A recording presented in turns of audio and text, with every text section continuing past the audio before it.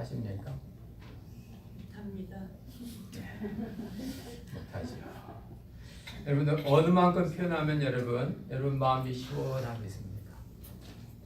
성경에 보면 예수님께서도 당신이 하고 싶은 말씀을 다 못하고 사셨습니다. 내가 너에게 할 말이 많은데 내가 지금은 하지 못한다고. 왜냐하면 내가 말해도 감당을 못한다고. 내가 말을 안 하는 것은 내 말 실력이 아니고 상대방이 감당하지 못하기 때문에 말하지 않는다고.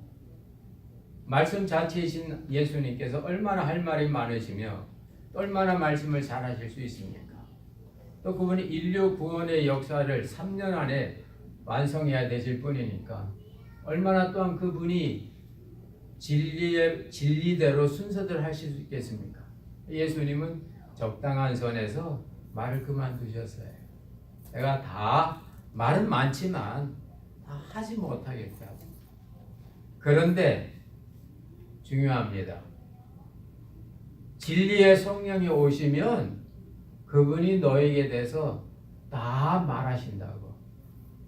그분은 너희가 스스로 깨달은 걸 말하게 해준다고. 어떤 하나님께서 주신 지식이 전달에 의해서 가는 것이 아니고 스스로의 깨달음에서 나오게 되는 진리의 성령이 오시면 그렇게 된다는 것입니다. 그래서 그분은 당신이 행하신 모든 말씀들을 다 내려놓으시고 성령이 오시기를 구하시면서 그 성령을 보내시기 위해서 그분이 십자가의 죽음을 통하여 아버지 하나님께서 가는. 그래서 오늘 본문에 있는 말씀처럼 내가 가야 이 보혜사 성령의 신비한 능력이 온다고. 내가 안 가면 이 보혜사 성령께서 오시지 않는다고. 왜냐하면 보혜사 성령님은 예수 그리스도를 증거하는 영이시거든요. 본인이 계신데 증거할 필요가 뭐 있겠습니까? 보면 되지. 근데 본인이 안 계시면 그분을 증거해야 되니까 내가 간다고. 그럼 보혜사 성령님께서 너에게 와서 이 성령이 너희 마음속에 있는 모든 원하는 내용들을 다 알려주시고 다 말하게 하시고 그 말한 것에 대한 열매를 맺히게 했다고 말씀하시는 겁니다. 그래서 보혜사 성령께서 오시면은 행하시는 일이 세 가지가 있는데 죄가 뭔가, 의가 뭔가, 심판이 뭔가 그렇게 알려주신다는 겁니다. 왜 예수님께서는 보혜사 성령님이 오셨을 때 제일 먼저 깨닫게 하는 것이 죄라고 했을까요? 이 인간 사회에서는 죄가 문제입니다. 사회도 죄 짓지 말라고 얼마나 법이 많습니까? 근데 성경에 보면 인간이 최초에 인간과 인간 사이를 갈라놓은 게 바로 죄입니다. 하나님께서 본래 아담과 이브를 만드실 때 하나에서 만드셨습니다. 갈빗대에서 이브를 만드셨는데 그 말은 원래 그 이브는 아담 안에 있었다는 겁니다. 원래부터 하나인 거예요. 아내는 내 안에 있던 존재입니다. 그래서 아내가 원래는 안에 있던 존재예요. 안에 있는 여자. 그러니까 여러분 우리 지아비들은 그 마음속에 다른 여자 있으면 안 되죠. 내 안에는 내 아내만 있어야 될 줄로 믿습니다. 할렐루야. 횡품 집사님은 눈만 깜빡합니까? 그렇지. 내 아내. 그럼 남편은 뭘까요? 세상에서 가장 편한 남자. 그래서 편한 남자에서 남편입니다.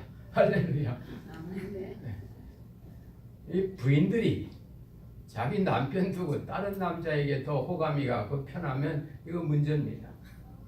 여러분에게 가장 편한 남자는 여러분의 갈빗대의 원형인 자기의 남편, 편한 남자, 남편임을 깨달으시고 남편과 함께 있을 때 가장 행복하고 평안하시기를 주의 이름으로 축원합니다. 아멘.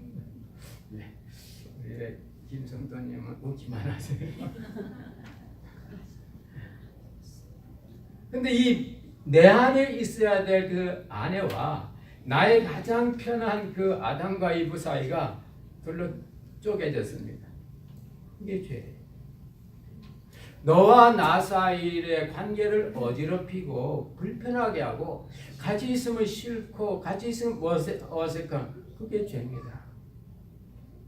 나라의 통치자들은 법을 만들어 놓고 이 법이 지켜야 자기의 통치 질서가 유지되니까 법을 어기는 것이 죄라고 그랬는데 다 똑같은 죄의 입장에서 성경에서는 뭐가 죄냐? 너와 내 사이를 갈라놓은 이 죄를 다시 붙여줄 수 있는 그것이 있는데 그것을 믿지 않는 게 죄라고. 내가 너를 믿지 않는 게 죄라고. 너와 나 사이에 상호 신뢰의 관계, 믿음의 관계가 깨어진 거 그게 죄라는 겁니다. 그래서 서로 예수 그리스도가 가시고 성령이 오시고 나면 죄에 대한 개념이 바뀌면서 죄란 것이 여태까지 뭘 잘못한 게 아니고 바로 내가 믿지 않는 게 죄라고. 상대방을 믿어주지 못하니까 불안하죠. 운전을 잘하시는 분은 초보 운전자가 운전하면 불안하잖아요. 그 실력이 그래서 뭐 빨간불에도 막 가려고 하고 하니까 믿지 않는 게 불안인데 성령이 오시고 나면 이 죄가 바로 믿지 않는 게 죄라고. 근데 바로 이 죄의 문제를 위해서 예수 그리스도께서 죄 문제를 해결해 주신 걸 안 믿는 게 죄라고. 왜 죄냐? 그 사람이 죄를 지어서 죄가 아니고 죄가 풀렸다는 걸 안 믿는 게 죄라는 겁니다. 예수님이 오시고 난 이후부터는. 그래서 너희가 나를 믿지 않는 것이 죄라는 말씀은 너희가 나를 믿으면 죄로부터 자유해진다는 겁니다. 너와 나 사이에 분리됐던 그 관계를 십자가에 달리신 예수 그리스도로 말미암아 다시 가까워지는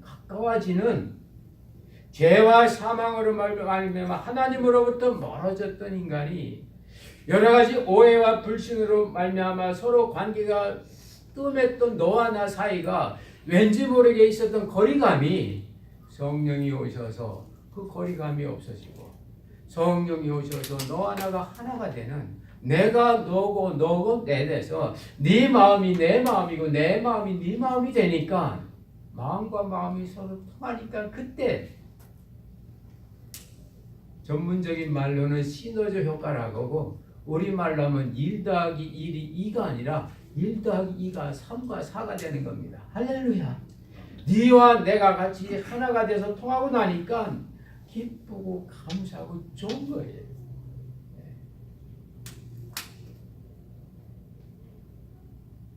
젊은 청춘 남녀가 이렇게 데이트할 때 바람이 쌕 불으면 기분이 좋잖아요.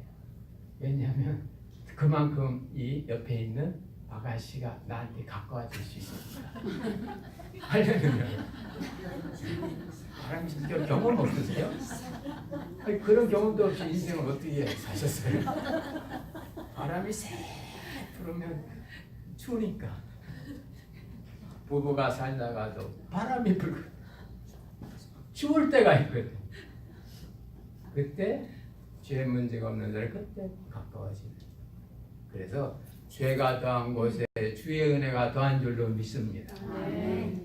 두 번째로 이 성령이 오시고 나면 의가 뭔가를 알려준다는 겁니다.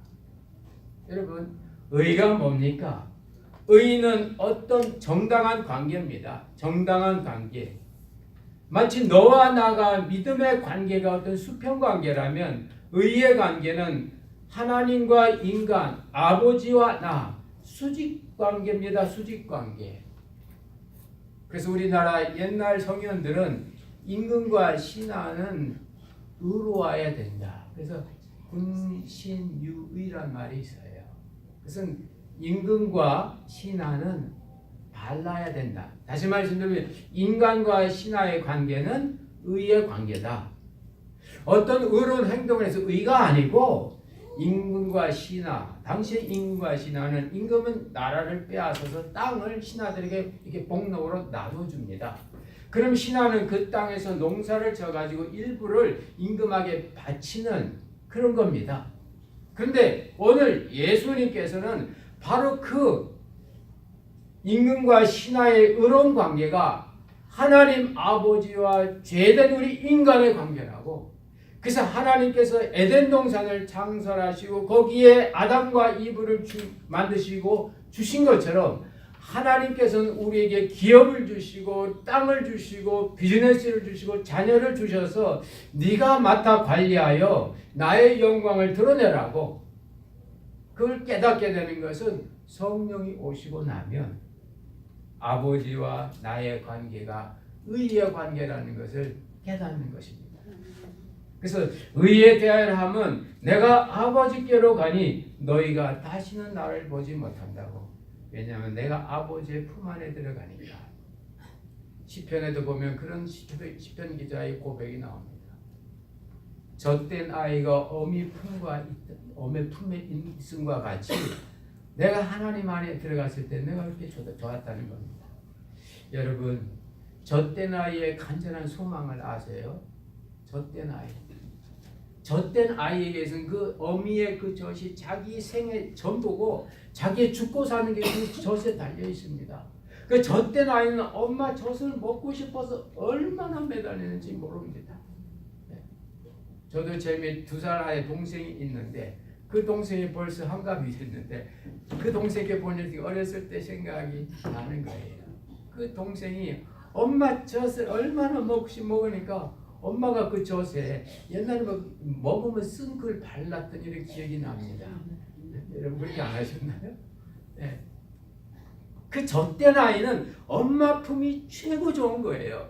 그런데 그 젖된 아이가 엄마가 자기 품에 들어온 걸 허락했다고 말입니다. 얼마나 안전이고 얼마나 기쁘고 얼마나 세상에서 가장 편한 아이가 젖된 아이가 어미 품에 있음과 같다는 겁니다.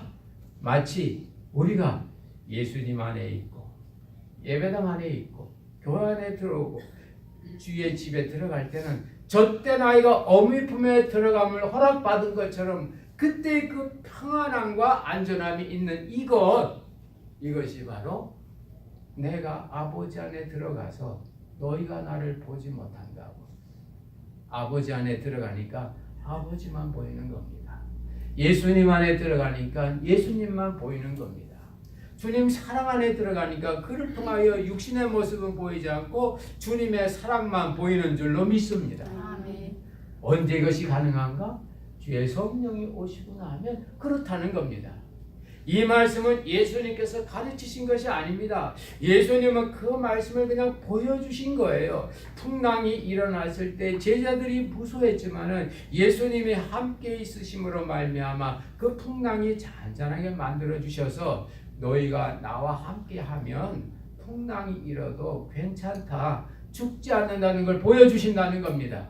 그런데 이제 예수님께서 가시고 성령이 오시고 나면 성령께서 아버지와 아들의 그 관계, 의로운 관계를 만들어 주시는 겁니다. 그래서 여러분이 하나님을 아버지로 부르는 그 순간에 하나님과 여러분 사이에는 의로운 의의 관계가 이루어진 걸 믿으시기 바랍니다. 아멘. 의의 관계가 이루어지고 나면 의로운 삶이 가능해지는 거예요. 할렐루야. 아멘. 신자의 삶은 내가 예수를 믿는다는 신자라는 것이 확인되면 그때부터 신자의 삶이 되어지는 겁니다. 그것이 바로 예수님께서 말씀하신 은혜지요. 신자의 삶은 이렇다 그걸 지키기 때문에 신자라는 것은 율법이었습니다. 구약 시대였습니다. 그러나 구약에 있는 이스라엘 백성이 아무리 지키려고 해도 십계명을 지키지 못했는데 예수님 안에 들어오고 나니까 십계명이 지켜지더라, 그 말씀입니다. 왜냐하면 예수님은 율법을 완성시킨 분이기 때문에 그분 안에 들어가면 그분의 완성이 나의 완성임을 믿으시기 바랍니다. 아멘. 세 번째로 오늘 이게 보면 성령이 오시고 나면 놀라운 말씀을 하셔요. 심판에 대하려면 이 세상 임금이 심판을 받았다는 겁니다. 따라서 해봅시다. 이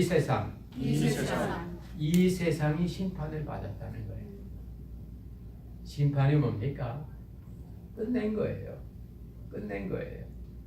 근데 하나님의 심판은 끝냈는데 그 다음에 새로운 역사가 일어납니다.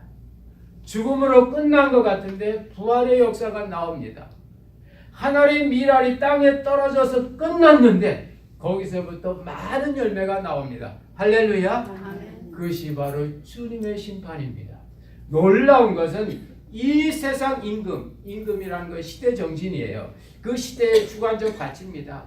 이 세상이 심판을 받았다는 겁니다. 그리고 그 다음 세가 오는 겁니다. 그 다음 세상이 오는 겁니다. 역사도 그렇습니다. 석기 문명이 심판받고 나니까 청동기 문명이 오는 겁니다. 청동기 문명이 심판받고 나니까 철기 문명이 오는 겁니다. 철기 문명이 끝나고 나니까 전자 문명이 오는 거예요. 네? 여러분 그 옛날에는요 힘센 사람이 장군이에요. 그래서 힘센 사람 시합할 때 큰 바위를 갖다 놓고 동네 총각들이 해서 그걸 이렇게 듭니다. 그래서 제일 무거운 거 드는 총각이 그 동네에서 제일 좋은 아가씨하고 결혼하고 그랬어요. 석기 시대예요. 그러다 철기 시대 오면 칼싸움 잘하는 사람이 최고 장수입니다. 그래서 왕이 어떤 대장군에게 정보를 내릴 때 임금이 쓰는 큰 칼을 딱 줍니다. 네가 이 칼로 네 마음껏 지위를 발휘하라고. 철기 문명입니다. 그러나 지금은 이제 철기 문명이 지나서 전자 문명이 왔습니다. 그래서 지금은 누가 지도자냐? 내가 갖고 있는 정보의 범위가 지도자예요. 내가 쓸 수 있는 정보. 그래서 한 주의 최고의 지도자는 주에 관한 정보만 갖고 있습니다. 주 방위군이 얼마고 주에서 들어오는 텍스가 얼마고 쓸 수 있는 게 얼마고 길은 어떻고. 그러나 연방의 그 정보는 미국 전체의 정보가 다 있습니다. 그래서 요즘은요 그러잖아요. 총도 일반 총이 아니고 뭐 전자총, 뭐 소리도 안 나고 정확하고 가볍고 세고. 그러니까 철기 문명을 가지고 큰 전차 같은 게 와도 여기서 그 전자포를 딱 쏘면 그 전차는 가만히 있는데 그 안에 있는 그 전차 운전하는 상대방의 적군만 죽는다고 그러잖아요. 그런 문명들이 뭡니까? 이 시대는 결국은 심판이라는 겁니다. 놀라운 주님의 역사적 관점입니다. 여러분 이 시대 여러분 화폐 문명도 여러분 앞으로 시간 지나 보세요. 분명히 이 화폐 시대가 끝나고 새로운 신용사회가 올 겁니다. 제가 10년 전에 어느 목사님이 기도 많이 하는 목사 그러더라고요. 목사 그 인터넷에 있는 콘 그거 전자코 그거 사놓으면 괜찮을 것 같다고. 그래서 왜 그러냐니까 이 화폐가 이렇게 쓰는데 이게 불편해서 안 되니까 그 이콘인가 뭐 있지 않습니까? B2? 네. 그 하여튼 그런 거 있었어요. 근데 제 기억으로 그때 그 한 개 사는데 그게 $100든가 얼마였어요. 근데 어느 분한테 그냥 농담으로 돈 있으면 그거 사나. 근데 얼마 전에 그 비코니가 그 한 개가 10,000불이 넘는다 그러더라고. 여러분 이 시대는 심판받게 돼 있어요. 근데 왜 예수님께서는 성령이 오시면 이 시대가 심판받는다는 말씀을 하셨을까요? 이 시대에 너의 영혼을 빼앗기지 말라 그 말씀입니다. 할렐루야. 이 시대를 심판하고 다음 시대를 여시는 역사의 주관자 되시는 하나님을 믿으라는 겁니다. 아멘. 그러면 너희는 이 시대에서 자유할 수 있다는 겁니다. 성경 속에 이 시대, 이 문명은, 이 철기 문명은 심판받고 전자 문명이 나온다는 걸 성경이 2000년 전에 말하고 있잖아요. 어떻게 깨닫는가? 성령이 오시면 안다는 겁니다. 결국 전자 문명도 끝날 거예요. 그 다음 문명은 뭐가 온지는 몰라요. 그러나 마지막 성경에서 말하는 문명은 천국 문명입니다. 새하늘과 새 땅, 할렐루야. 아멘. 인간의 고통이, 인간의 눈물이, 인간의 수고와 인간의 미움이, 인간의 모든 거짓과 모든 것이 끝나는, 다시 말씀드리면 절대자 하나님의 통치가 인류 역사의 마지막이라고. 그래서 인류 역사의 그 마지막을 향하여 잔잔한 이 시대 문명이 심판을 받는다는 겁니다. 흑이 문명이 심판받고 철의 문명이 심판받고 전자 문명이 심판받고 결국은 가서 나중에는 하나님의 문명, 천국 문명, 새하늘과 새 땅의 문명이 바로 하나님께서 역사를 주관하시는 마지막 결정임을, 마지막 포인트임을 우리 성도들은 믿어야 됩니다. 아멘. 그래서 이 시대가 아무리 어렵고 힘들어도 우리는 이 시대는 하나님의 심판 속에 있기 때문에 우리의 심판제들 하나님이 관장하고 계시기 때문에 어떤 종국이 와도 결국 그 다음 시대는 분명히 하나님의 시대가 온다는 겁니다. 그래서 인류의 결국의 마지막 성경은 새하늘과 새 땅이라고. 어린 양의 신부로서 우리가 다 하나님과 함께 그가는 그 세상이 성경이 말하고 하는 그 마지막 역사의 그 파이널, 그 마지막 시대입니다. 그 시대까지는 계속해서 이 시대 임금, 이 시대 문명은 심판을 받게 되어 있는 겁니다. 다시 말씀드리면 진동하는, 변하는 그 시대 속에서 여러분의 심령은 진동하지 말라는 주님의 그런 은혜와 역사가 나타나는 겁니다. 여러분, 이 시대가 얼마나 흔들리는 시대입니까? 예. 여러분, 이 시대에 얼마나 여러분 우리 마음을 번잡하게 하는 일들이 얼마나 많아요? 지난 주간에도 참 이 미국 그 대통령하고 북한의 그 국무위원장하고 이렇게 만나는 것이 참 텔레비전에 나와서 세계의 시선이 다 갔는데 저는 장례식 때문에 보지 못했지만 나중에 유학된 거 봤는데 참 벌써 시대가 저리 되고 옛날에 서로 싸우고 그랬는데 서로 싸웠는데 지금 시대가 저렇게 바뀌었구나. 화해 시대가 됐구나. 그런 생각을 합니다. 그러면서 사람이 불안한 거죠. 불안해. 제가 한국에서 제가 간 날이 한국의 지방선 가는 날인데 한국에서는 홍준표 당이라고 그러더라고요. 홍빠라고 홍빠가 몽땅 빠졌다. 그래서 사람들이 불안해하는 거예요. 불안해. 교회도 불안해하고. 여러분 시대가 어렵고 불안한데 시대가 흔들리는데 흔들리지 않는 분이 계십니다. 불안해하는 분이 계세요. 흔들리는 시대 속에서도 흔들지 않는 분이 계세요. 십자가로 말미암아 세상을 정복하신 우리 주님 예수 그리스도 한 분인 걸 믿으시기 바랍니다. 아멘. 흔들리는 세상 속에서도 주님 안에 있는 성도들은 흔들리지 않고 믿음의 삶, 은혜의 삶, 사랑의 삶, 소망의 삶을 계속 갈 수 있는 겁니다. 언제요? 성령이 임하고 나면. 주의 성령이 임하고 나면 믿지 않는 게 죄구나. 주의 성령이 임하고 나면 내가 하나님과 의로운 관계 속에 있는 의인이구나. 내가 성령 속에 성령이 임하고 나면 이 세상은 결국 끝난다는 것. 그리고 그 다음 시대가 온다는 걸 깨닫게 된다는 겁니다. 주님께서는 이 깊은 진리의 말씀을 당신이 하신 게 아니고 성령님께 맡긴 거예요. 성령이 오시고 나면 그가 이렇게 해주신다. 여러분들도 성령이 오시고 나면 여러분 나름대로의 여러분 속에 있는 죄의 문제나 여러분 속에 있는 의와 불의의 문제나 여러분 속에 있는 이 세대에 대한 문제나 여러분의 개인적인 어떤 비즈니스든 가정이든 어떤 문제든지 주의 성령이 오시고 나면 이 성령님께서 여러분을 밝히 깨닫게 해주시고 이 성령이 여러분의 마음을 충만케 하시고 더 나아가서 이 성령이 여러분이 가야 될 하나님의 길을 보여주실 줄로 믿습니다. 아멘. 이 같은 신앙의 삶을 사시기를 주의 이름으로 축원합니다. 아멘. 기도하시겠습니다.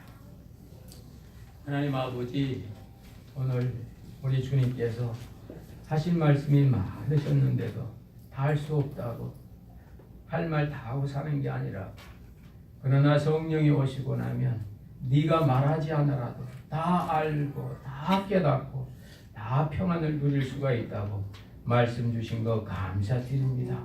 하나님, 우리도 믿는 자에게 주시는 성령을 받아서 성령이 우리에게 필요한 것들을 깨닫게 해주실 때 알게 하여 주시고 성령께서 지시하는 대로 순종하게 하여 주시고 성령이 주시는 은혜와 평강을 누릴 수 있도록 인도하여 주시옵소서. 믿음으로 말미암아 죄 문제 해결받게 하여 주시고 의로움으로 말미암아 하나님의 아들됨이 확실하게 하여 주시고 다가오는 하나님 나라로 말미암아 이 시대의 혼란 속에서도 강건한 안정된 삶을 살아가는 우리 모두 되게 주시옵소서. 역사해 주실 줄로 믿사옵고